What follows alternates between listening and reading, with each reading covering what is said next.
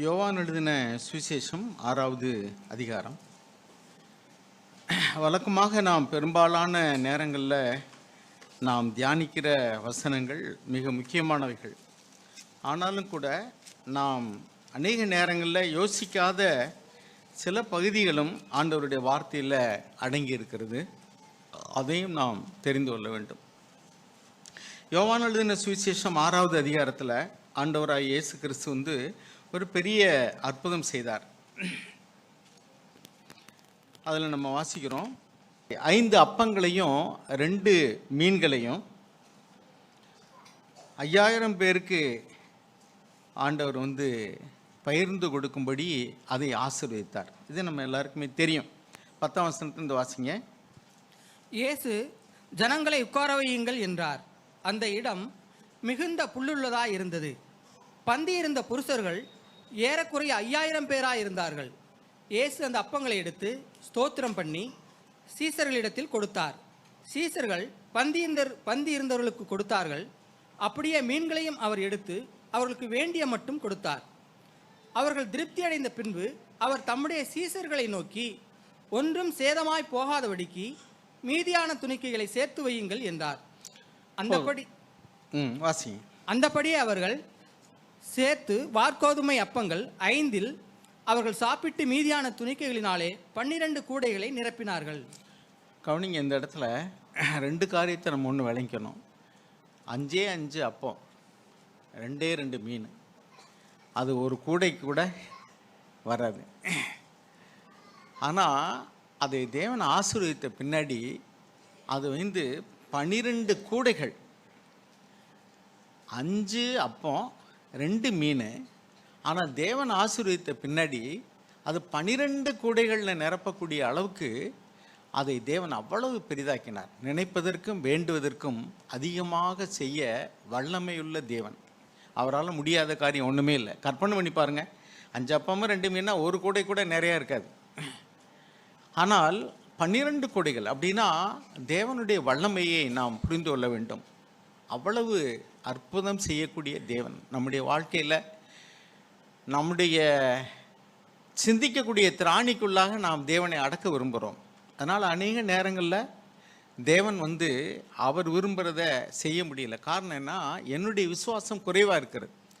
நம்ம மார்க்கு 6 வாசிக்கிறோம், அவர்களுடைய அவிசுவாசத்தை நிமித்தம் அங்கே அவர் அநேக அற்புதங்களை செய்ய முடியவில்லை, அவருடைய அவிசுவாசத்தை குறித்து ஆச்சரியப்பட்டார் என்று எழுதியிருக்கிறது. இன்னொரு இடத்துல எழுதியிருக்கிறதுக்கு 100க்கு அதிபதியினுடைய வேலைக்காரனை சொசமாக்கின இடத்துலையும், இன்னொரு சைரோஃபெனியன் சிறி பெண்ணுடைய வாழ்க்கையிலையும், இஸ்ரவேலர்களுக்குள்ளே நான் இப்படிப்பட்ட விசுவாசத்தை காணவில்லையே என்று அவருடைய விசுவாசத்தை குறித்து ஆச்சரியப்பட்டார் என்று வாசிக்கிறோம். ஒரு இடத்துல விசுவாசத்தை குறித்து ஆச்சரியப்படுகிறார், இன்னொரு இடத்துல அவிசுவாசத்தை குறித்து ஆச்சரியப்படுகிறார். அப்போ நம்முடைய வாழ்க்கையிலையும் கூட நமக்கு தேவைகள் இருக்கும்போது, சீஷர்கள் என்ன நினச்சாங்கன்னா, 200 தினாரிக்கு போய் நம்ம அப்பங்கள் வாங்கினா கூட இத்தனை பேருக்கு எப்படி கொடுக்க முடியும், அப்படி தான் நினச்சாங்க. ஏன்னா அவங்களுடைய புத்திக்கு எட்டினதெல்லாம் பணத்தை கொண்டு என்ன வாங்க முடியும், அவர்களுடைய கையில் என்ன இருக்குது அதை கொண்டு என்ன வாங்க முடியும், அப்படி தான் யோசிச்சாங்க. ஆனால் முடியாததை செய்ய தேவன் வல்லவர் என்று விசுவாசிக்கிறது தான் மிகப்பெரியதான காரியம். நான் அநேகம் பேர் விசுவாசிகள்ங்கிறோம். நம்முடைய வாழ்க்கையில் ஏதாவது ஒரு தடை இருக்குது, ஒரு பிரச்சனை இருக்குது அப்படின்னு சொன்னால் தேவன் அதை நிறைவாக்க முடியும் நம்ம விசுவாசிக்கிறோமா?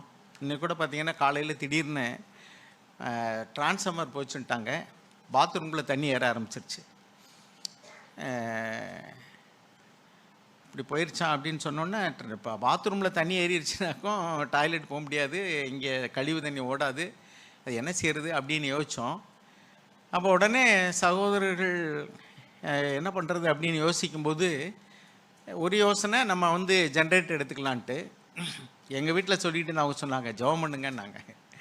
சில நேரங்களில் நம்ம நினைக்காத இடத்துலேருந்து ஒரு யோசனை வரும். ஜெபம் பண்ணிவிட்டு நம்ம ஜென்ரேட்டருக்கும் ஏற்பாடு பண்ணியாச்சு. ஜென்ரேட்டர் ஸ்டார்ட் பண்ணுறாங்க, கரண்ட் வந்துருச்சு. டிரான்ஸ்ஃபார்மர் போனால் அவ்வளோ சீக்கிரமாலாம் ரெடி பண்ண மாட்டாங்க. ஏன்னா ஃபியூஸ் பண்ணால் அதை ஈஸியாக மாட்டிடுவாங்க.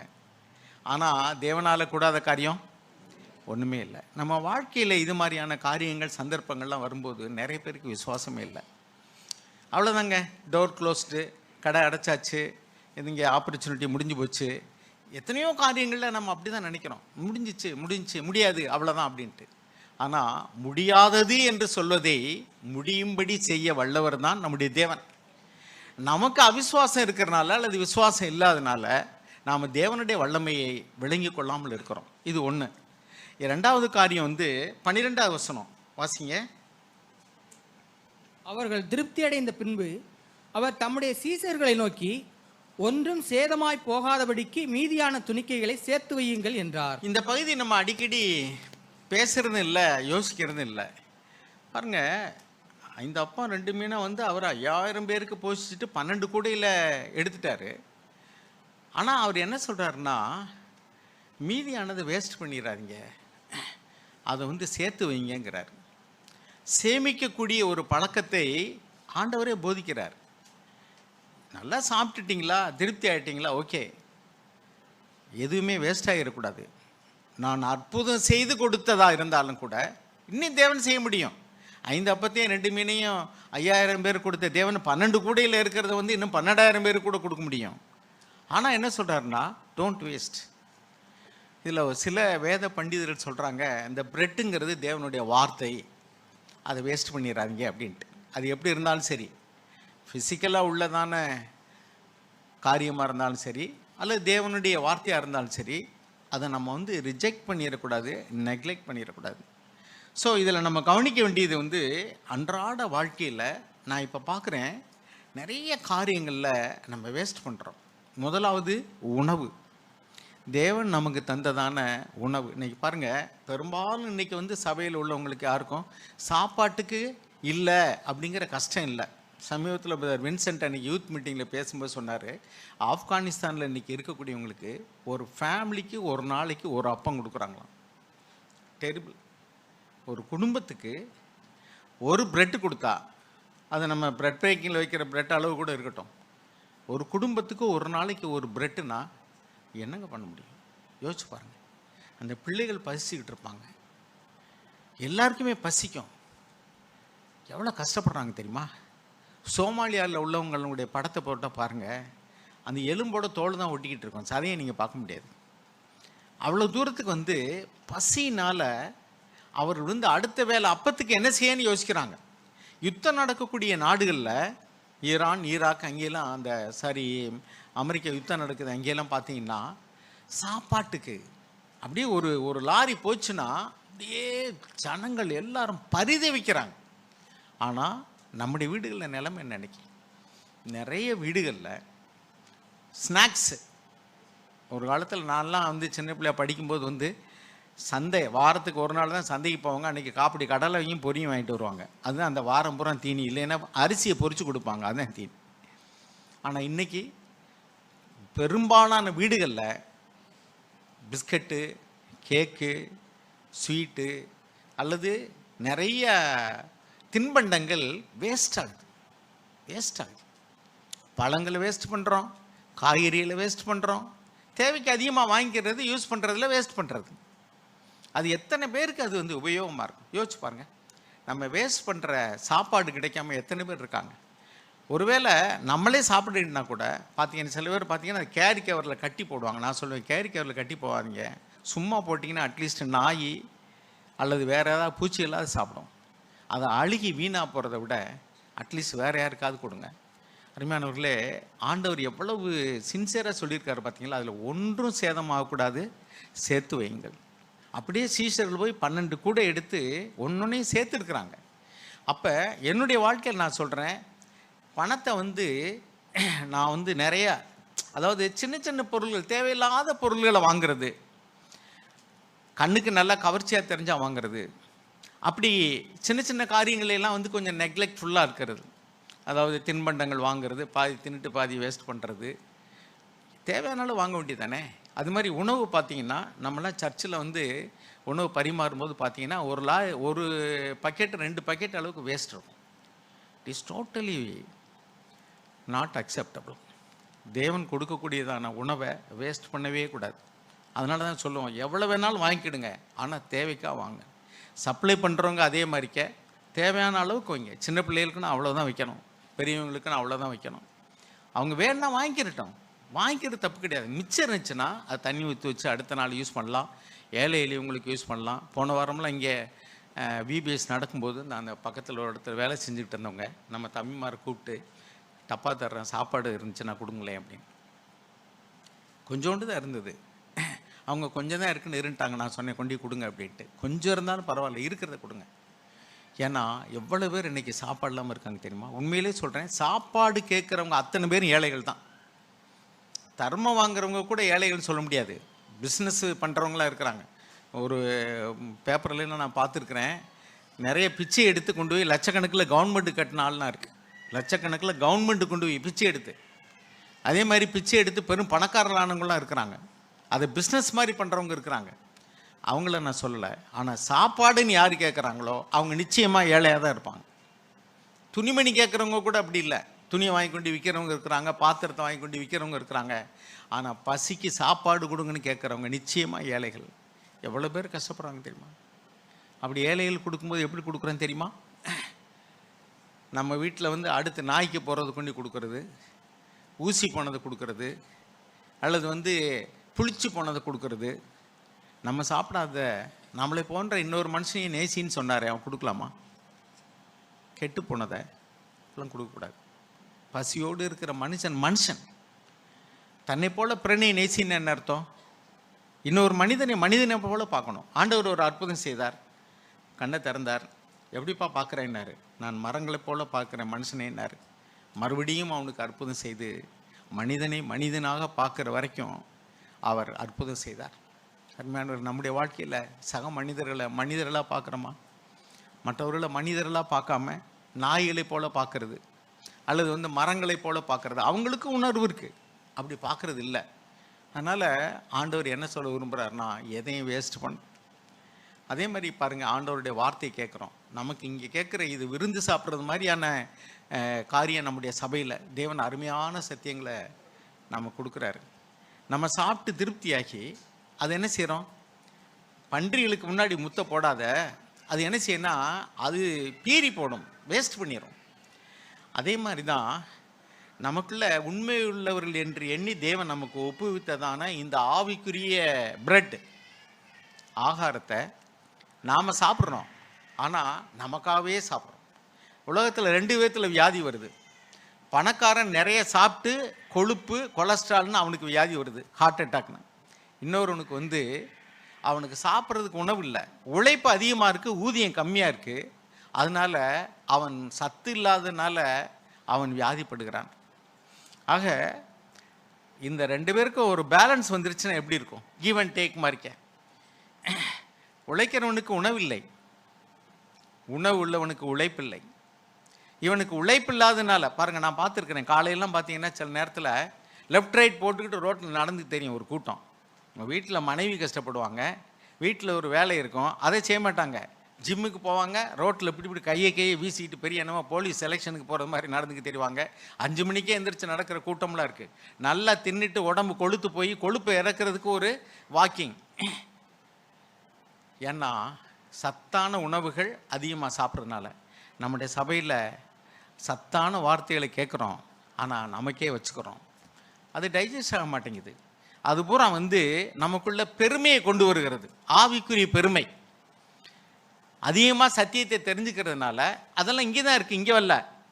ஆனால் நமக்குள்ள ஒரு பெருமை. We know very good doctrine, நாம் நல்ல சபையில் இருக்கிறோம், நல்ல சத்தியத்தை அறிந்திருக்கிறோம். பெருமை. தேவன் சொல்கிறாரு அதை மற்றவங்களுக்கு உபயோகிக்கும்படி கொடுக்கணும். ஏன் சேமிக்க சொல்கிறாரு? தேவையுள்ளவர்களுக்கு கொடுக்கறதுக்காக தான் சேமிக்க சொல்கிறாரு. இவங்க தான் சாப்பிட்டு திருப்தி அடைஞ்சிட்டாங்களே, அப்புறம் எதுக்கு சேமிக்க சொல்கிறாரு? தேவையுள்ளவங்க இருக்கிறாங்க, அவங்களுக்கு கொடுக்கறதுக்காக இதை சேமித்து வீணாகிடக்கூடாதுன்னு சொல்லிட்டு. பாருங்கள், நாம் வந்து நிறைய வேஸ்ட் பண்ணக்கூடிய சில ஐட்டங்களை சொல்கிறேன் பாருங்கள்.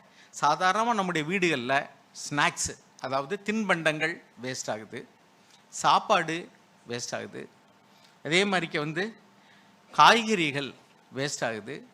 சர்ச்சில் சாப்பாடு பரிமாறுறோம், அதை நிறைய வாங்கிட்டு கொண்டு கொட்டிடுறோம், வேஸ்ட் ஆகுது. இதெல்லாம் ரொம்ப கேர்ஃபுல்லாக இருக்கணும். அதுக்கடுத்து வேஸ்ட் பண்ணுறது என்னென்னா அதிகமான ட்ரெஸ்ஸு. ஒரு காலத்தெல்லாம் பார்த்தீங்கன்னா ஆண்டவராக இயேசு கிறிஸ்து சிலுவையில் தொங்கும்போது கூட அவருடைய வஸ்திரத்துக்கு சீட்டு போட்டாங்க. எங்கேயாவது ஒரு கொலை தண்டனை, தூக்கு தண்டனை கைதியினுடைய ஒரு வஸ்திரத்தை வாங்கி உடுத்திக்கொள்ள யாராவது விரும்புவாங்களா? காரணம் என்ன? தேவர் இன் டயர் நீட் ஆஃப் கிளாத்ஸ்.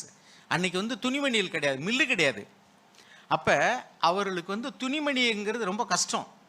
ஒரு மேலே ஆடையை தான், போர்வையை தான் போர்த்தியிருப்பாங்க. ஒரு இடத்துல வந்து எழுதியிருக்கு, அந்த பேதுரு அந்த ஆண்டவராக இயேசு கிறிஸ்து மரிக்கிறதுக்கு முன்னாடி ட்ரையல் நடந்த சமயத்தில் அவர் வந்து கேட்கும்போது அவன் வந்து மேலாடையை தூக்கி போட்டு ஓடி போயிட்டான் இருக்கு.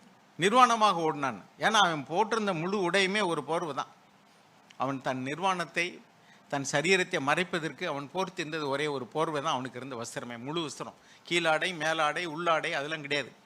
ஆனால் இன்னைக்கு ஒவ்வொரு வீடுகள்லையும், ஈவன் புவர் பீப்புள் கூட பார்த்தீங்கன்னா அவர்கள் வீடுகளில் இருக்கக்கூடியதான ட்ரெஸ்ஸு இன்னும் எத்தனையோ வருஷத்துக்கு போடலாம். ஆனால் பிறந்த நாளுக்கு ட்ரெஸ் எடுக்கணும், கல்யாண நாளுக்கு ட்ரெஸ் எடுக்கணும்.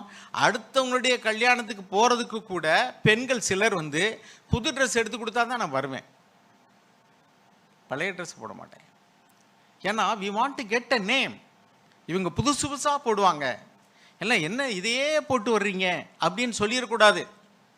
ஸோ நம்ம எல்லாத்துலேயுமே வந்து இப்போ வந்து தேவைக்காக ட்ரெஸ் வாங்கலை, பெருமைக்காக ட்ரெஸ் வாங்குகிறோம், ஆடம்பரத்துக்காக ட்ரெஸ் வாங்குகிறோம், அலங்காரத்துக்காக ட்ரெஸ் வாங்குகிறோம். Is it right? யோசிச்சு பாருங்கள், அது வேஸ்ட் ஆஃப் மணி இல்லையா?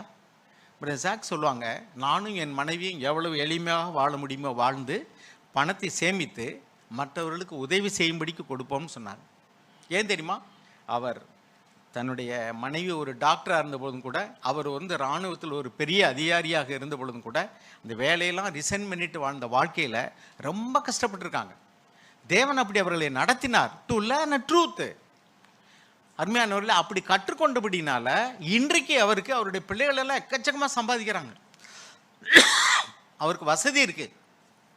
ஆனாலும் சொல்றாரு, we learn to live a simple life. ஒரு சின்ன வீடு, அடக்கமான வீடு, அதில் வாழ்ந்து அவர்கள் எளிமையான ஒரு வாழ்க்கை வாழ்ந்து அவர்கள் மிச்சம் பண்ணி அவர்களுடைய வருமானத்துக்குள்ள அவர்கள் மற்றவர்களுக்கு உதவி செய்யும்படி விரும்புகிறோம்னு சொல்கிறாங்க. இப்படிப்பட்டதான நல்ல சகோதரர்களை மூத்த சகோதரர்னு சொல்கிறோம், அவங்களுடைய உபதேசம் உள்ள ஒரு சபையை நல்ல சபைன்னு சொல்கிறோம். ஆனால் நல்ல சபையில் இருக்கிறதுனாலே நம்ம நல்லவர்களாக முடியாது, நல்ல உபதேசத்தை கேட்கறதுனாலே நல்லவர்களாக மாற முடியாது. அதை வாழ்க்கையில் கை கொண்டு நடந்தாதான் நாம் வந்து அப்படிப்பட்டதான ஒரு வாழ்க்கையை நம்ம வாழ்க்கையில் அனுபவிக்க முடியும். எனவே அருமையானவர்களே, நாம் வந்து இந்த மாதிரியான காரியத்துல எல்லாம் ட்ரெஸ் வாங்குறதுல யோசிச்சுப்பார். இன்றைக்கி நான் பார்க்குறேன் எவ்ரிவேர், எந்த ஜவுளி கடைக்கு போங்க கூட்டம் அலமோதுதுங்க. முந்தியெல்லாம் தீபாவளி ஏதாவது பண்டிகைன்னா கூட்டம் கூடும். இப்போ நீங்கள் பெரிய ஜவுளி கடைக்கு போங்க, எந்த நேரத்துக்கு போனாலும் கூட்டம் இங்கே கும்மியை தான் செய்யுது. ஏங்க இந்த ட்ரெஸ் எல்லாம் உண்மையை சொல்கிறேன், நான் 5 வருஷத்துக்கு டெக்ஸ்டைல் மில்லெல்லாம் மூடியாச்சுன்னா கூட ட்ரெஸ்ஸுக்கு பஞ்சமே இருக்காது. எனக்கு சில நாட்களுக்கு முன்பாக பெங்களூர்லேருந்து உள்ள சபையில் உள்ள ஒரு அந்த எல்டர்ஸ் வந்து எனக்கு ஒரு மெயில் போட்டிருந்தார், பிரதர் எங்ககிட்ட ஒரு 5 காட்டன் பாக்ஸ் நிறையா உபயோகித்த துணிகள், நல்ல தரமான துணிகள் இருக்குது, முந்தியெல்லாம் அனுப்பியிருக்கிறாங்க, யாருக்காவது தேவைன்னா சொல்லுங்கள் நாங்கள் அனுப்புகிறோங்கிறாங்க.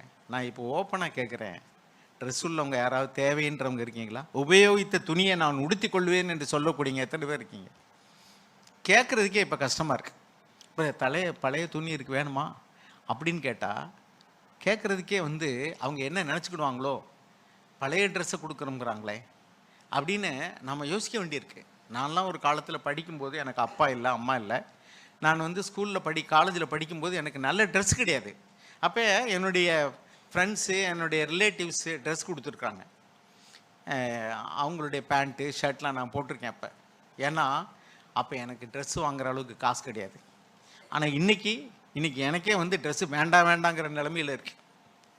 ஏன் சொல்ல வரேன்னா, நம்ம ஒவ்வொருவருடைய வீடுகள்லையும் பிறந்த நாள்னா கண்டிப்பாக ட்ரெஸ் எடுத்து ஆகணுமா? இன்னொருடைய கல்யாணத்துக்கு ட்ரெஸ் எடுத்து தான் ஆகணுமா? சொல்லுங்கள். இன்னொருடைய கல்யாணம், நம்ம மாப்பிள்ளை கிடையாது பொண்ணு கிடையாது, ஆனால் நம்ம புது ட்ரெஸ் வாங்கினா தான் போகணும். எத்தனை பேர் நினைக்கிறோம்? யோசிச்சு பாருங்கள். ஏன் தெரியுமா? பணம் இருக்குது. ஸோ தேவன் வந்து நமக்கு கொடுக்கறதுனால we want to waste it. ஆண்டவர் என்ன சொல்கிறாரு? நான் தாப்பா உனக்கு கொடுத்தேன் 5 அப்பத்தையும் 2 மீனையும், நீ 12 கூட நிறைய எடுத்திருக்கிற, ஆனாலும் அது வேஸ்ட் ஆக்கக்கூடாது, அது தேவையுள்ளவர்களுக்கு கொடுக்கும்படிக்கு அதை சேமித்து வை, அது ஒன்று வீணாயிடக்கூடாது. இதை சொன்னவர் நம்முடைய ஆண்டவர் இயேசு. நம்ம யோசிக்கிறோமா? அதே மாதிரி இன்னொரு பகுதி என்னன்னாக்கும், we are wasting many more time. பாருங்க, நான் ஒரு வசனத்தை வாசிக்கிறேன். 2 ராஜாக்கள் 4வது அதிகாரம். 2 ராஜாக்கள் 4வது அதிகாரத்தில் சுனேமித்தியாள் என்ற ஒரு பெண்ணுக்கு எலிசா மூலமாக தேவன் ஒரு பிள்ளை பாக்கியத்தை கொடுத்தார். அவர் பிள்ளை இல்லாமல் இருந்தால் அந்த வழியாக ஒரு ஊழியம் செஞ்சு போகும்போதெல்லாம் அவரை ரொம்ப ஒரு தேவ பக்தியுள்ள மனுஷன் என்பதற்காக அதிகமாக அவள் விசாரித்து அந்த தேவ மனுஷனை கனம் பண்ணார். அப்படி கனம் பண்ணது நிமித்தம் அவள் தன்னுடைய வீட்டில் ஒரு அறையை கட்டி கொடுத்து தன் புருஷனுடைய அனுமதியோடு கூட அவர் அந்த வழியாக போகும்போது அங்கே தங்குறதுக்கு வேண்டிய எல்லா ஏற்பாடுகளையும் பண்ணி கொடுத்தார். அப்பொழுது அவள் அந்த சூனேமித்தியாளுக்கு ஒரு பிள்ளை பாக்கியத்தை கொடுக்கும்படி தேவனிடத்தில் வேண்டி அவளுக்கு பிள்ளையும் கிடைச்சது. திடீர்னு அந்த பிள்ளைக்கு அவன் மரித்து போய்விட்டான். அப்போ மரித்து போட்ட உடனே அவள் நேரம் வர்றா பாருங்க, அவள்கிட்ட பேசுகிறா. என்ன சொல்கிறா பாருங்க, 27வது வசனம் வாசிங்க. பர்வதத்தில் இருக்கிற தேவனுடைய மனுஷனிடத்தில் அவன் காலை பிடித்து கொண்டாள். அப்பொழுது கேயாசி அவளை விலக்கிவிட வந்தான். தேவனுடைய மனுஷன் அவளை தடுக்காதே, அவள் ஆத்மா துக்கமாயிருக்கிறது, கர்த்தர் அதை எனக்கு அறியாமல் மறைத்து வைத்தார் என்றான். அப்பொழுது அவள், நான் என் ஆண்டவனிடத்தில் ஒரு குமாரனை வேண்டும் என்று கேட்டதுண்டா? எனக்கு அபத்தம் சொல்ல வேண்டாம் என்று நான் சொல்லவில்லையா என்றாள். அப்பொழுது அவன் கேயாசியை பார்த்து, நீ உன் இடையை கட்டிக்கொண்டு என் தடியை உன் கையிலே பிடித்துக்கொண்டு வழியிலே ஒருவனை சந்தித்தாலும் அவனை வினவாமலும் உன்னை ஒருவன் வினவினாலும் அவனுக்கு மறுமொழி சொல்லாமலும் போய் என் தடியை அந்த பிள்ளையின் முகத்தின் மேல் வை என்றான். பிள்ளையின் பாருங்க, இதில் என்ன காரியத்தை நம்ம விளங்கிக்கணும் அப்படின்னா, ஒரு காரியம் ரொம்ப முக்கியமானது. என்ன அப்படின்னா, அந்த சுனேமித்தியானுடைய மகன் இப்பொழுது அவன் மரித்து போய்விட்டான். இப்பொழுது அவள் ஒரு உதவிக்காக இந்த தீர்க்கதரிசனத்தில் வருகிறாள். என் பிள்ளையை நீங்கள் காப்பாற்றுங்க. நான் பிள்ளையை கேட்கல, நீங்கள் தான் கொடுத்தீங்க. அந்த பிள்ளை இப்பொழுது மரித்து போனான், அவன் நீங்கள் எப்படியாவது காப்பாற்றணும். உடனே இந்த தீர்க்கதரிசி என்ன சொல்கிறாருன்னா, தன்னுடைய வேலைக்காரனை அனுப்பி, நீ நேரப்போ வழியில் யாராவது சல்யூட் அடித்தா, இங்கே எழுதியிருப்பாருங்க, if you meet any man do not salute him. யாராவது பார்த்தா அவனுக்கு நீ வணக்கம் சொல்லாத. அடுத்து வாசிங்க. And do not answer him, அவனுக்கு பதிலும் சொல்லாத. நீயும் சல்யூட் பண்ணாத, எவனும் சல்யூட் பண்ணாலும் அவனுக்கு நீ பேசாத. ஏன்னா என்ன காரியம் செய்கிறியோ அது முக்கியம், டயத்தை வேஸ்ட் பண்ணாத. என்ன எழுதியிருப்பாருங்க, டோன்ட் வேஸ்ட் த டைம். ஏன் சல்யூட் அடிக்கிறவனுக்கு கூட பதில் சொல்லாதேங்கிறாரு? It will be a waste of time. So துரிதமாக அந்த காரியத்தை செய்ய வேண்டும். என்ன காரியம் செய்கிறியோ அது ரொம்ப முக்கியம், உன் நேரத்தை வீணாக்காத. இது அங்கேயே மட்டும் இல்லை, லூக்கா 10:4 எழுதியிருக்கு, வாசிங்க. ஆண்டவர் இயேசுவே சொன்னார்,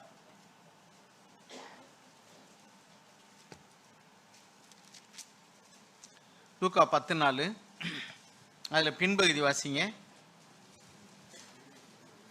பணப்பையும் சாமான் பையும் பாதரட்சிகளையும் கொண்டு போக வேண்டாம், வழியிலே ஒருவரையும் வினவவும் வேண்டாம். பார்த்தீங்களா, வழியில் இங்கிலீஷில் எழுதியிருக்கு, greet no one on the வே.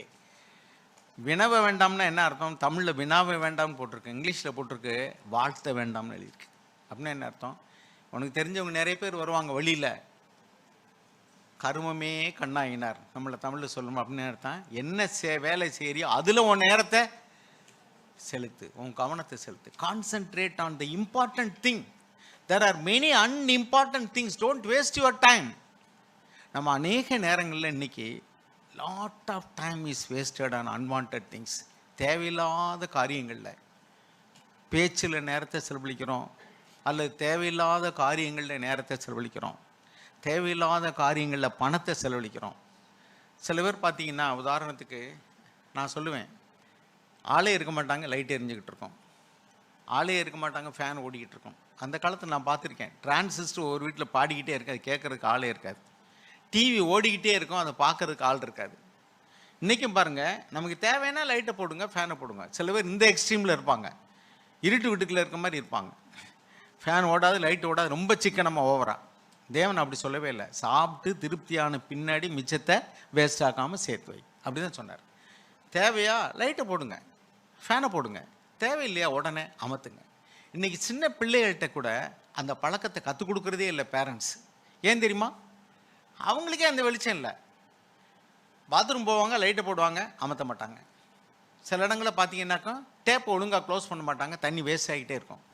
என்ன பிரதர் இதெல்லாம் ஒரு சத்தியன்னு போய் பேசிக்கிட்டு நினைக்கிறீங்களா? பைபிளில் தாங்க எழுதியிருக்கு. Don't waste money on unnecessary things. பாருங்கள், இன்றைக்கெலாம் வந்து கரண்ட்டு பில்லெல்லாம் ரொம்ப வந்துக்கிட்டே இருக்குது. நான் பாருங்கள் ஏசி போடுறோம். சில நேரங்களில் பார்த்தீங்கன்னா ஏசி அவசியமாக இருக்குது, அதனால தான் நம்ம போட்டிருக்கோம். ஒரு 11 மணி வரைக்கும் ஏசி போட்டிங்கனாலே குளிர ஆரம்பிச்சிருது. ஆனாலும் ஒரு சிலர் வந்து இன்னும் போட்டுக்கிட்டே இருக்கும். ஏன்? அப்படி குளிரும் ஒரு பக்கம். நான்லாம் ஒரு ஆஃபீஸில் வேலை பார்த்தேன். அங்கே ஒரு ஜென்ரல் மேனேஜர் இருந்தார். எப்போதும் ஏசி ஓடி, அவருக்கு ஏசி எலிஜிபிள், ரூம்குள்ளே ஏசி இருக்கும். நாங்கள் ஆஃபீஸில் நான் ஏசி உட்காந்துருப்போம். ரூம்குள்ளே ஏதாவது கன்சல்ட் பண்ண போனோம்னா அவர் வந்து தும்மல் போட்டுக்கிட்டு இருப்பார், மூக்கு உடஞ்சிக்கிட்டு இருக்கும், கர்ச்சிப்பை வச்சு தொடச்சிக்கிட்டு இருப்பார். ஆனால் ஏசி ஆஃப் பண்ண மாட்டாங்க. ஏன் தெரியுமா? அது அவங்களுக்கு பழகி போச்சு. அப்போ சில காரியங்கள் நமக்கு பழகி போயிடுச்சுன்னா டிவி ஓடிக்கிட்டே இருக்கும், நம்ம பார்க்க மாட்டோம். ஆனால் டிவி ஓடிக்கிட்டே இருக்கும். அதுக்கு கரண்ட்டு வேஸ்ட்டு தானே, இல்லையா? அதே மாதிரி ஃபேன் ஓடுது, வேஸ்ட்டு தானே. எத்தனை பேர் வந்து வேஸ்ட் பண்ணக்கூடாதுங்கிறதுல நம்ம கவனமாக இருக்கிறோம். உங்கள் வீடுகளில் நான் என்னுடைய வாழ்க்கையில் சொல்கிறேன், இப்படி சில விஷயங்களில் அன்னெசரியாக உள்ளதில் வந்து எப்போ நான் வந்து வேஸ்ட் பண்ணக்கூடாதுன்னு முடிவெடுத்தனோ அப்போவே நான் கடன்லேருந்து விடுதலை ஆகிட்டேன். Praise the Lord. நீங்கள் உங்கள் வீடு இதெல்லாம் சின்னதுங்க, என்னங்க என்ன கரண்ட் எவ்வளோ வந்துட போகுது? 100 யூனிட் ஃப்ரீயாக கொடுக்குறான். 100 யூனிட் ஃப்ரீயாக கொடுக்குறான்னா, அதாவது ஓசி அப்படின்னா நமக்கு தெரியும். ஓசின்னா என்ன தெரியுமா அர்த்தம்? இங்கிலீஷில் அதர்ஸ் காஸ்ட் அப்படின்னு என்ன அர்த்தம்? நீ அதுக்கு விலைக்கரையும் செலுத்தலை, சம்படி ஹஸ் பெய்ட் இட். ஓசின்னா நீங்கள் கொடுக்கல, ஆனால் இன்னொருத்தர் கொடுத்துருக்காங்க. ஸோ கவர்மெண்ட் வந்து 100 யூனிட் இன்றைக்கி ஃப்ரீ, அல்லது 2 மாதத்துக்கு இன்றைக்கி வந்து 200 யூனிட் அப்படின்னா மாதம் யூனிட் ஃப்ரீ. ஓகே, அந்த கரண்ட் இல்லாமல் இன்றைக்கி எத்தனை பேர் கஷ்டப்படுறாங்க? நமக்கே திடீர்னு கரண்ட்டு போயிடுச்சுனாக்கா நமக்கு வந்து ரொம்ப கஷ்டப்படுறோம். ஏன் அந்த கரண்ட்டு போகுது? எக்ஸஸாக யூஸ் பண்ணுறாங்க. அப்போ டிரான்ஸ்ஃபார்மர் போகுது, கெப்பாசிட்டிக்கு மேலே யூட்டிலைசேஷன். இப்போ நிறைய வீடுகளில் ஏசி, எல்லாம் ஏசியை போட்டுக்கிட்டு அன்னெசரியாக பண்ணுறதுனால கரண்ட் கன்சம்ஷன் கூடிடுது. டிமாண்ட் அதிகமாக போகும்போது ஃபீட் பண்ண முடியலன்னா போயிடுது, டிரான்ஸ்ஃபார்மர் போயிடுது, கரண்ட் போயிடுது. அப்புறம் சும்மா உட்காந்துருப்போம்ல. சரிதானே? நம்ம எவ்வளோ வேஸ்ட் பண்ணுறோம் பாருங்க. அது நமக்கு தேவைன்னா போடுங்க, தப்பு கிடையாது. தேவன் நம்ம அனுபவிக்கிறது தான் கொடுத்துருக்கிறாரு. தேவையில்லைன்னா ஆஃப் பண்ணணும். தயவுசெய்து சொல்கிறேன், உங்கள் பிள்ளைகளுக்கெல்லாம் நீங்கள் சொல்லிக் கொடுங்க. தேவையில்லாமல் ஃபேன் ஓடிச்சுன்னா ஆஃப் பண்ணுங்க, லைட்டு ஆஃப் பண்ணுங்க, ரேடியோ, டிவி, செல்ஃபோன் தேவையில்லாமல் டயத்தை வேஸ்ட் பண்ணாதீங்க. இன்றைக்கி நிறைய பேருடைய டயத்தை வேஸ்ட் பண்ணக்கூடிய வந்து சோசியல் மீடியா அண்டு ஃபோன். உண்மையிலே ஐ ஆம் ஆல்சோ ஸ்ட்ரகிளிங் இன் தட். ஏன்னா அதில் நிறைய காரியங்கள் இருக்குது. டிக்ஷனரி இருக்குது, பைபிள் இருக்குது, பைபிள் வசனங்கள் இருக்குது, நியூஸ் கேட்குறோம், ஸ்போர்ட்ஸ் பார்க்குறாங்க. ஓகே, ஆனால் எல்லாத்துக்கும் ஒரு லிமிட் இருக்குது. நம்ம அங்கே வழியில் போகும்போது நீ சல்யூட் அடிக்காதுன்னு ஏன் சொல்கிறாருன்னா, நீ செய்யக்கூடிய அன்வான்ட் காரியங்கள்னால, தேவையில்லாத காரியங்கள்னால தேவையானதில் நீ செலுத்த வேண்டிய நேரம் வீணாக போயிடுது. விளையாட்டு தப்பு கிடையாது, நியூஸ் கேட்குற தப்பு கிடையாது, ஆனால் பைபிள் படிக்கிறது கெட்டு போயிடுதே. நமக்கு கொடுக்கப்பட்டதான நேரம் ஒவ்வொரு நாளும் தேவன் நமக்கு ஆசீர்வாதமாக அவருடைய இரக்கத்தினால கொடுத்ததான ஒரு டைம். அதை நம்ம ப்ராஃபிட்டபிளாக யூஸ் பண்ணுறதுக்கு பதிலாக அதை வேஸ்ட் பண்ணோம்னு சொன்னால் நமக்கு வந்து 100 வருஷம் சபையிலேருந்து என்ன பிரயோஜனம்? 100 வருஷம் வாழ்ந்து என்ன பிரயோஜனம்? நமக்கு கொடுத்த 100 நாள் அல்லது ஒரு வருஷம் அதில் வந்து நமக்கு பாதி தான் யூஸ் பண்ணியிருக்கோம் ப்ராஃபிட்டபிளாக. மீதி பாதியை வந்து we have wasted அன்வான்ட்லி. தேவையில்லாத காரியத்தில் நம்ம செலவழிச்சிட்டோம். பணத்தை செலவழிக்கிறோம், நேரத்தை செலவழிக்கிறோம், பொருள்களை வேஸ்ட் ஆக்குறோம். இதெல்லாம் வந்து தேவனுடைய பார்வையில் நான் உனக்கு நல்லதுக்காக கொடுத்தேன்பா. எவ்வளோ தண்ணி வேஸ்ட் ஆகுது தெரியுமா? குடிதண்ணிக்கு ஊராக குழாய் போட்டு அவங்க வந்து தண்ணி குடிதண்ணி கிடைக்கலைங்கிறதுக்காக போடுறாங்க. அந்த ஊரில் உப்பு தண்ணி கிடைக்கும், அல்லது வந்து வேறு துணி துவைக்கிறதுக்கோ குளிக்கிறதுக்கோ கிடைக்கும். ஆனால் ட்ரிங்கிங் வாட்டரில் தவறான பைப்பை போட்டு வீடுகளில் வந்து எல்லாத்துக்கும் யூஸ் பண்ணுறாங்க. அங்கே நல்ல தண்ணி குடிக்கிறதுக்கு கிடைக்காம ஒருத்தன் கஷ்டப்பட்டுக்கிட்டு இருக்கு பல குடும்பங்கள். இங்கே நல்ல தண்ணியை துணி துவைக்கிறதுக்கும் வீட்டு வேலைகளுக்கும் குளிக்கிறதுக்கும் யூஸ் பண்ணுறாங்க. பெங்களூர் மாதிரி சிட்டிக்கு நான் போய் பார்த்துருக்குறேன். இங்கே அவங்க யூஸ் பண்ணுற தண்ணியவே க்ளீன் பண்ணி மறுபடியும் பைப் லைனில் வீட்டுக்கு வருது. எது தெரியுமா? நம்ம பாத்திரம் கழுவுற தண்ணி, நம்ம பாத்ரூமில் யூஸ் பண்ணுற தண்ணியிலெல்லாம் ஒரு டியூப் வழியாக கொண்டு போய் அதை வந்து பியூரிஃபை பண்ணி திரும்ப அதே வீட்டுக்கு பாத்ரூமுக்கு யூஸ் பண்ணுறது கொடுக்குறாங்க. ஏன்? 900 அடி 1000 அடி போட்டாலும் இங்கே தண்ணி இல்லை. ஒவ்வொரு இடங்கள்லையும் 1000 வீடு 900 வீடுன்னு கட்டுறாங்க, பெரிய பெரிய அப்பார்ட்மெண்ட்ஸு. அங்கெல்லாம் கீழே பாறை, கீழே 1000 அடி 1500 அடிக்கு போயிடுச்சு தண்ணி. ஏன்? வேஸ்ட் பண்ணுறோம் தண்ணியை வேஸ்ட் பண்ணுறீங்களா? அந்த தண்ணியெல்லாம் கரண்ட் போட்டு தானே வருது. இப்போ யார் இப்போ தண்ணியெல்லாம் வாளியை போட்டு இறக்கிறது கிடையாது, கரண்ட்டில் தானே இந்த தண்ணி வருது. அப்போ தண்ணியை வேஸ்ட் பண்ணுறோமா? டயத்தை வேஸ்ட் பண்ணுறோமா? பணத்தை வேஸ்ட் பண்ணுறோமா? தேவையில்லாத பொருள்களை வாங்குறதுல வேஸ்ட் பண்ணுறோமா? தேவன் நமக்கு கொடுத்ததான ஆயில் நாளை வேஸ்ட் பண்ணுறோமா? அதை ப்ராஃபிட்டபுளாக யூஸ் பண்ணுறோமா? அந்த அப்பம் அப்படிங்கிறத வந்து அவர் வந்து வார்த்தைக்கு ஒப்பிட்டு சொல்கிறாரு. தேவனுடைய வார்த்தை அது ஒரு அப்பம்னு வச்சுக்கோங்க. அதை நான் சாப்பிட்டு திருப்தியான பின்னாடி அதை மற்றவங்களுக்கு கொடுக்கணும்னு நினைக்கிறோமா? நமக்காகவே நம்ம வாழ்கிறோமா? செல்ஃப் சென்டர்ட் லைஃப்னு என்னென்னா லிவிங் ஃபார் அவர் செல்ஸ். எனக்கு இப்போ நம்ம சபைக்கு வர்றோம், இப்படிப்பட்ட அருமையான சத்தியத்தை கேட்குறோம், வெளியில் இருக்கிறவங்கெல்லாம் அதை பற்றி கிடைக்காம இருக்கிறாங்க. பாருங்கள், எசேக்கியேலுடைய புஸ்தகம் 16வது அதிகாரம் 49வது வசனம் வாசிங்க. எசேக்கியேல் 16:49.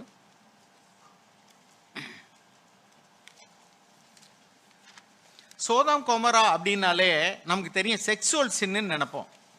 ஆனால் சோதோம் கொமோராவுடைய மெயின் பாவம் என்ன தெரியுமா? அங்கே எழுதியிருக்கு பாருங்க, 16:49. இதோ கர்வமும் ஆகார திரட்சியும் நிர்விசாரமான சாங்கோபாங்கமுமாகிய இவைகளே உன் சகோதரியான சோதோமின் அக்கிரமம். இவைகளே அவளிடத்திலும் அவள் குமாரத்திகளிடத்திலும் இருந்தன. சிறுமையும் எளிமையுமானவனுடைய கையை அவள் பலப்படுத்தவில்லை. பாருங்க, இங்க எழுதியிருக்கு, behold, this was the guilt of your sister Sodom. She and her daughters had arrogance, abundant food. abundant food அப்படின்னா தேவைக்கு அதிகமான உணவு அவங்ககிட்ட இருந்துச்சு. கேர்லெஸ் ஈஸ், அவன் நேரத்தை வீணடித்தார்கள். But she did not help the poor and needy. அங்கே உணவு தேவையுள்ளவங்க இருந்தாங்க, இவள்கிட்ட வந்து தேவைக்கு அதிகமான உணவு இருந்தது. But she was not caring for them. தேவையுள்ளவர்களுக்கு உணவளிக்கும்படி தன் உணவை கொடுத்து அவர்களுக்கு உதவி செய்ய வேண்டும் என்ற எண்ணம் அவளுக்கு இல்லை. That was the sin of Sodom. நீங்கள் அநேக நேரங்களில் நல்லா சாப்பிட்றீன்னு வச்சுங்களேன், நல்லா தூங்குவீங்க, சோம்பேறியாக இருப்பீங்க, செக்ஸுவல் லஸ்ட் அதிகமாகும். எவ்வளவுக்களவு அதிகமாக சாப்பிட்டு அதிகமாக தூங்குறீங்களோ அவ்வளவுக்கு அவ்வளவு உங்களுடைய பாலிய இச்சைகளும் தூண்டப்படும். Ideal mind is devil's workshop. எவ்வளோக்கோளும் உங்கள் சோம்பேறித்தனம் அதிகமாகுதோ அவ்வளோக்கோளும் வந்து நம்ம மைண்டில் வந்து தேவையில்லாததில் சிந்திப்போம். So we are wasting our time in day dreaming. இப்போ இன்றைக்கி வாலிபர்களுக்கு அதிகமாக சோதிக்கப்படக்கூடிய பகுதி என்னென்னாக்கும் பார்த்தீங்கன்னாக்கும், காலையில் 6 மணிக்கு எந்திரினா போர்த்திக்கிட்டு இப்படி கிடப்பாங்க, தூங்க மாட்டாங்க. அவங்க வந்து அந்த அப்படியே சும்மா வந்து இல்லாட்டி நைட்டில் ரொம்ப நேரம் வந்து தூங்காமல் என்னத்தையா பார்த்துட்டு இருக்கிறது, அப்புறம் காலையில் தூங்குவாங்க. It becomes unfruitful in Dhar life. அவங்களுடைய நேரத்தை வீணடிக்கிறாங்க. காலையில் எந்திரிச்சு அவங்க வேலையை செய்யலாம், அப்பா அம்மாவுக்கு உதவி செய்யலாம், அல்லது சீக்கிரமாக படிக்கலாம். இன்னும் ஏன் தெரியுமா? அவர்கள் அந்த டயத்தினுடைய வேல்யூ அவங்களுக்கு தெரியல. பின்னாடி ஐயோ நான் வந்து இப்போ வீணாக்கிட்டேனே, டைம் போச்சே. ஞாயிற்றுக்கிழமையில் ஒரு சிலர் சபைக்கு வர்றதுக்கு நேரம் கிடைக்க மாட்டேங்குதுங்க. ஏன் தெரியுமா? அன்னைக்கு தான் நாங்கள் வந்து கறி மீன் எடுப்போம், இன்னைக்கு தான் நாங்கள் துணி துவைப்போம். பிகாஸ் துணி துவைக்கிறதும் கறி மீன் எடுத்து சாப்பிட்றதும் ரெஸ்ட் எடுக்கிறதும் அவங்களுக்கு ரொம்ப முக்கியம். எதை விட? சர்ச்சை விட. தேவன் உனக்கு ஒரு நாள் கூட்டி கொடுத்தது அதுக்கு தானா? உன் வாழ்நாளில் ஒரு நாள்லையோ அல்லது ஒரு வருஷத்தையோ கூட்டி கொடுக்குறது எதுக்கு? நல்லா சாப்பிட்றதுக்கும் தூங்குறதுக்கும் தானா? அப்புறம் வந்து நம்ம செத்தன்னைக்கு போய் அங்கே ஆண்டவருக்கு முன்னாடி நிற்க போகும்போது வந்து ஐயோ ஆண்டவரே என் நேரத்தில் வீணாக்கிட்டே என்னை மன்னிச்சுக்கிடுங்க. நமக்கு தேவன் ஒன்று கொடுத்துருந்தாருன்னா அது நமக்காக மட்டும் கொடுக்கல. மொர்தெகாய் சொன்னார் எஸ்தர்கிட்ட, இஸ்ரவேல் ஜனங்கள் எல்லாரையும் யூதர்களெல்லாம் அழிக்கும்படிக்கு ஆமான் வந்து உத்தரவு வாங்கிட்டான். நீ அரண்மனையில் ராணியாக இருக்குங்கிறனால தப்பித்து கொள்ளலாம் என்று நினைக்காத. யார் அறிவார், இந்த யூதர்களை காப்பாற்றும்படியான ஒரு சந்தர்ப்பத்தை வாய்ப்பு தேவன் உனக்கு கொடுத்துருக்கலாம். அதுக்காகவே உனக்கு இந்த ராணி பட்டத்தை கொடுத்துருக்க முடியும். யோசிச்சுப்பாருன்னு சொன்னான்.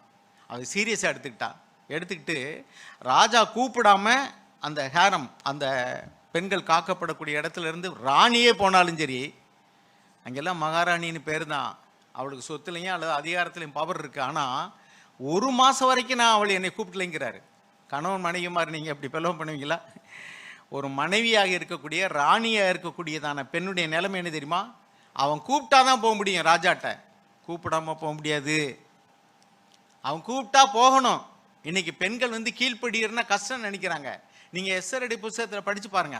வஸ்திங்கிற அந்த பெண் அகாஸ்வேரு ராஜாவினுடைய மனைவி. அவள் வந்து அவன் குடிச்சிருக்கிறான், குடிகாரன். குடிச்சுக்கிட்டு எல்லா நாடுகள் 127 நாடுகளே அவன் ஆண்டான். எல்லாருக்கும் முன்னாடி தான் பெருமையாக எனக்கு எவ்வளோ அழகான மனைவி என்று பாருங்கடா அப்படின்னு எல்லாருக்கும் முன்னாடி கூட்டிகிட்டு வர சொன்னான். அந்த நாட்டில் ஆண்கள் இருக்கிற இடத்துல பெண்கள் போய் நிற்கிறது வந்து நம்ம நாட்டிலையும் அப்படி தான். ஆண்கள் நிறைய பேர் இருந்தாங்கன்னா பெண்கள் வந்து கூச்சப்படுவாங்க, போக மாட்டாங்க. அந்த நாட்டிலையும் அப்படி தான் வழக்கம் இருந்தது. அவன் குடித்து நம்ம மதிமயங்கி இருக்கிற நேரத்தில் அங்கே இருக்கக்கூடியதான குடிகாரர்கள் அல்லது கூட்டத்துக்கு முன்னாடி தன் மனைவியை அழகானவள் என்று காட்டிக் கொள்வதற்காக, அதுலேயும் ஒரு பெருமை, என் மனைவி ரொம்ப அழகானவ பாரு அப்படின்னு காமிச்சுக்கிற கூப்பிட்டா அவள் போக மறுத்துட்டாள். ஆனாலும் கூட அந்த கீழ்ப்படியாமையை அவன் தண்டித்தான். அதுக்கு பின்னாடி அவன் never she came before the king. அதுக்கு பின்னாடி அவளுக்கு அவ்வளோதான், முடிஞ்சு வச்சு அவள் சாப்டர். எஸ்தருக்கு அந்த வாய்ப்பு கிடைச்சது. எஸ்தர் அப்படின்னா ராஜாவுக்கு மனைவி ஆகும்படிக்கு ஊரான் தேடி அழகாக இருக்கிற எல்லா பெண்களையும் கொண்டாந்து ஒரு இடத்துல அடைச்சிட்டாங்க. ஒரு வருஷம் அவர்களுக்கு வந்து அந்த உடம்பை வளர்க்குறதுக்கு, அலங்காரம் பண்ணுறதுக்கு டைம் முடித்த பின்னாடி ஒரு நாளைக்கு ஒவ்வொருத்தையாக அவன் வந்து கூப்பிடுவான். நைட்டு போய் தங்கணும், காலையில் போயிடணும். எவளை வந்து நான் மனைவின்னு சூஸ் பண்ணுறனோ அவள் தான் மனைவி, மீதி எல்லாரும் கான்குபைன்ஸ். அந்த லிஸ்ட்டில் தான் ரிஸ்க் எடுத்து போய் அந்த வேலைக்கு அவள் போனான். அந்த ராஜாவினுடைய கண்களில் தேவன் தயவு பாராட்டினார். அநேக காரியங்கள் நம்முடைய வாழ்க்கையில் நடக்கிற ஏதோ சந்தர்ப்பத்தினால நடந்தது, சந்தர்ப்பத்தினால இந்த சர்ச்சுக்கு போனேன், சந்தர்ப்பத்தினால இந்த வார்த்தையை கேட்டேன், சந்தர்ப்பத்தினால இந்த ட்ராக்ஸை வாங்கினேன் நினைக்காதீங்க. Deliberately God is working behind your salvation. உங்களுடைய ரட்சிப்புக்கு பின்னாடி தேவன் ஒவ்வொரு நாளும் ஒரு கிரியை செய்து கொண்டிருக்கிறார். பிலிப்பியர் 2:13 எழுதியிருக்கு, God is at work within you.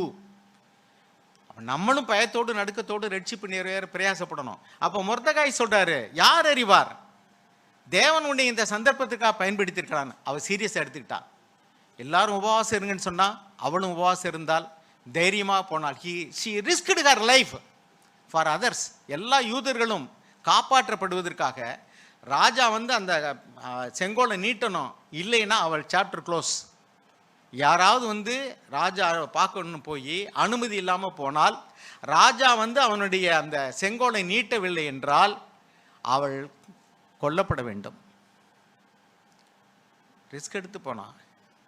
தேவனுடைய கண்களில் தயவு கிடைத்தது. அத்தனை யூதர்களுடைய உயிரையும் காப்பாற்றி விட்டாள். ஆனால் நமக்கு கிடைக்கக்கூடிய பதவி, அதை கொண்டு நீங்கள் எத்தனை பேருக்கு உதவியாக இருக்க முடியும்?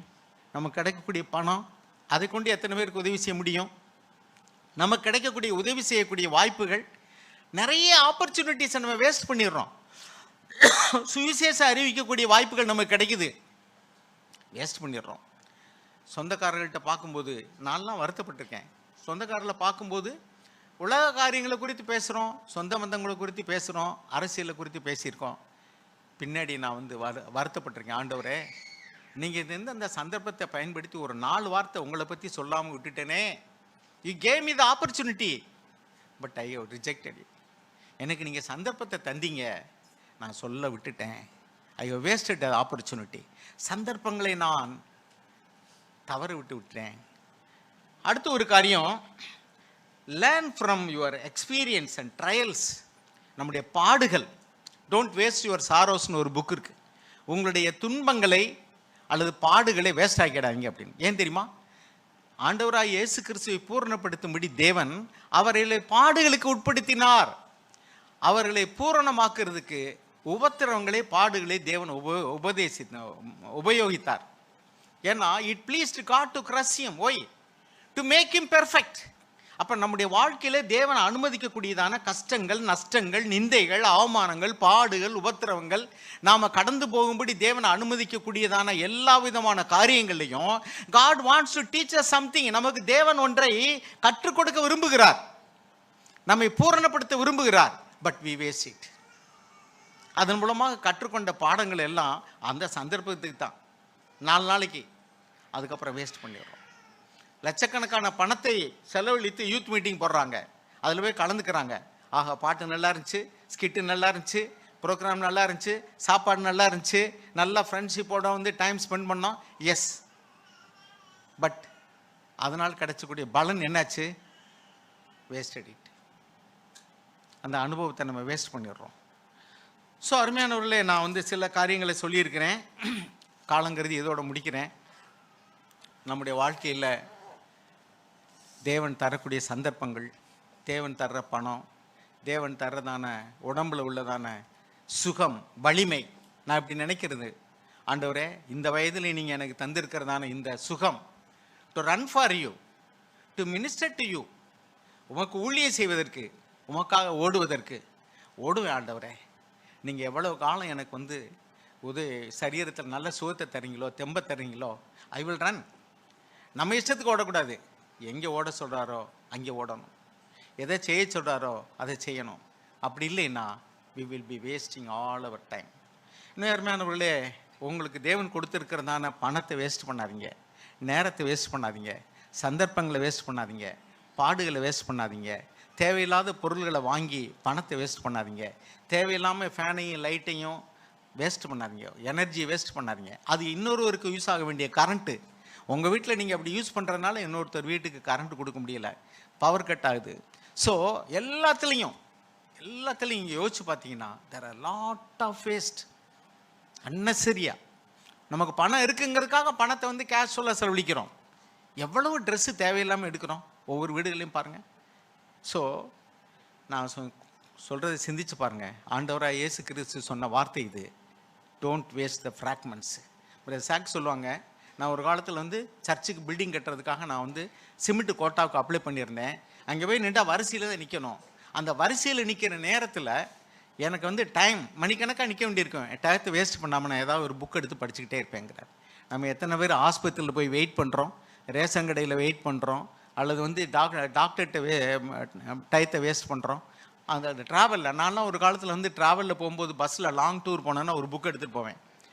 அந்த புக்கில் வந்து அந்த ஒரு புக் எடுத்துகிட்டு போனேன்னா அந்த ட்ராவல் முடிகிறதுக்குள்ளே கணக்கு பண்ணி அதை முடிக்கணும்னு படிச்சுக்கிட்டே இருப்பேன். கோயம்புத்தூர் போகிறோம் அல்லது பெரிய மெட்ராஸ் போகிறோம், அப்படிலாம் போகும்போது ஒரு ஆவிக்குரிய நல்ல புத்தகத்தை எடுத்துகிட்டு போகிறது, அது 300 பக்கம் கூட இருக்கும். அந்த புக்கை அந்த ட்ராவல்லே முடிச்சிடலாம். Using the time, using the fragments of time. அந்த கிடைக்கக்கூடிய சின்ன சின்ன நேரம் நமக்கு வந்து இப்போ கல்யாணம் ஆனவங்களுக்கு அல்லது வேலையில் இருக்கிறவங்களுக்குலாம் நிறைய கண்டினியூஸாக டைம் கிடைக்காது. அரை மணி நேரம் கிடைக்கும், 1/4 மணி நேரம் கிடைக்கும், 1 மணி நேரம் கிடைக்கும். எத்தனை பேர் பைபிள் படிக்கிறதுக்கு யூஸ் பண்ணிக்கிறாங்க, எவ்வளோ பேர் புக்கு கேட்குறதுக்கோ, அல்லது இப்போ படிக்க முடியலை மெசேஜ் கேட்கலாம். நீங்கள் நான் கேட்குறேன், நிறைய இடங்களில் டெய்லி டிவோஷன் கேட்டிங்கன்னா எப்போது கேட்பேன். பைபிள் படிச்சிங்களா, ஞானசான் எடுக்கணும்னு வர்றாங்க, பைபிள் படிச்சிங்களான்னு கேட்டால் எப்பாவது படிக்க முடியாது. ஏன்? நேரம் கிடைக்கல. சாப்பிட நேரம் கிடைக்குதா, தூங்குறதுக்கு நேரம் கிடைக்குதா, அதுக்கெல்லாம் நேரம் கிடைக்குது. ஏன் வந்து பைபிள் படிக்க நேரம் கிடைக்கல? அது வந்து அவ்வளோ முக்கியமானதாக நம்ம நினைக்கல. மனம் இருந்தால் மார்க்கம் உண்டு. God bless you all.